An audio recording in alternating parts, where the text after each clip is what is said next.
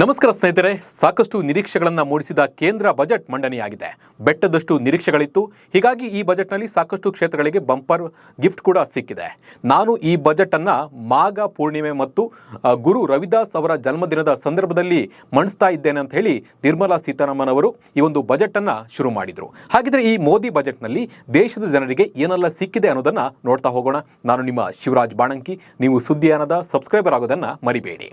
ಹೌದು, ಕೇಂದ್ರ ಸರ್ಕಾರ ಬಜೆಟ್ನಲ್ಲಿ ಬಂಪರ್ ಕೊಡುಗೆಗಳನ್ನು ದೇಶದ ಜನಕ್ಕೆ ನೀಡಿದೆ. ಹಾಗಿದ್ರೆ ಯಾವ ಕ್ಷೇತ್ರಕ್ಕೆ ಏನೆಲ್ಲ ಸಿಕ್ಕಿದೆ ಅನ್ನೋದನ್ನ ಡೀಟೇಲ್ ಆಗಿ ನೋಡ್ತಾ ಹೋಗೋಣ ಬನ್ನಿ.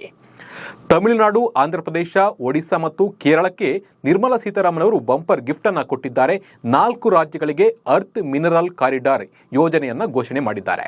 ಒಡಿಶಾ, ಕೇರಳ, ಆಂಧ್ರ ಮತ್ತು ತಮಿಳುನಾಡುಗಳಲ್ಲಿ ಅಪರೂಪದ ಭೂಮಿಯ ಖನಿಜ ಕಾರಿಡಾರ್ಗಳನ್ನು ಸ್ಥಾಪನೆ ಮಾಡುವ ಯೋಜನೆ ಇದಾಗಿದೆ. ಇದಕ್ಕೆ 40,000 ಕೋಟಿ ನೀಡಿದ್ದಾರೆ. ಇನ್ನು ಎಲೆಕ್ಟ್ರಾನಿಕ್ ಬಿಡಿಭಾಗಗಳ ಉತ್ಪಾದನಾ ಯೋಜನೆಯ ವೆಚ್ಚ 40,000 ಕೋಟಿ ರೂಪಾಯಿಗಳಿಗೆ ಏರಿಕೆ ಮಾಡಲಾಗಿದೆ. ಜಾಗತಿಕ ಬಯೋಫಾರ್ಮ್ ಹಬ್ ಕನಸು ನೀಡಿದ್ದು, ಬಯೋಫಾರ್ಮ್ ಹಬ್ಗೆ 10 ಲಕ್ಷ ಕೋಟಿ ನೀಡಿದ್ದು, 3 ಹೊಸ ಫಾರ್ಮಾ ಕಾಲೇಜನ್ನು ಘೋಷಣೆಯನ್ನ ಮಾಡಿದ್ದಾರೆ.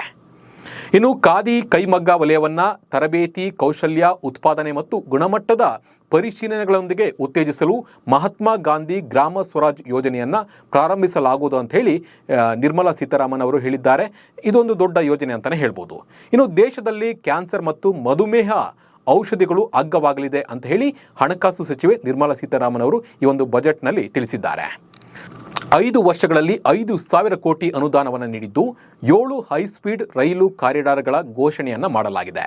ಮುಂಬೈ ಪುಣೆ, ಪುಣೆ ಹೈದರಾಬಾದ್, ದೆಹಲಿ ವಾರಣಾಸಿ, ವಾರಣಾಸಿ ಸಿಲಿಗುರಿ ರೈಲು, ಚೆನ್ನೈ ಬೆಂಗಳೂರು ಹೈಸ್ಪೀಡ್ ರೈಲು ಕಾರಿಡಾರ್ ಘೋಷಣೆಯನ್ನು ಮಾಡಲಾಗಿದೆ. ಆರೋಗ್ಯ ಕ್ಷೇತ್ರಕ್ಕೆ ಬಜೆಟ್ನಲ್ಲಿ ಭರ್ಜರಿ ಕೊಡುಗೆಯನ್ನು ನೀಡಿದ್ದು, ಬಯೋಫಾರ್ಮಾ ಶಕ್ತಿ ಯೋಜನೆಯಡಿ 10,000 ಕೋಟಿ ರೂಪಾಯಿ ಬಿಡುಗಡೆ ಮಾಡಲಾಗಿದೆ. ದೇಶವನ್ನು ಔಷಧ ತಯಾರಿಕಾ ಘಟಕದ ಹಬ್ ಮಾಡಲು ಈ ಯೋಜನೆಯನ್ನು ಜಾರಿಗೆ ಮಾಡಲಾಗಿದೆ.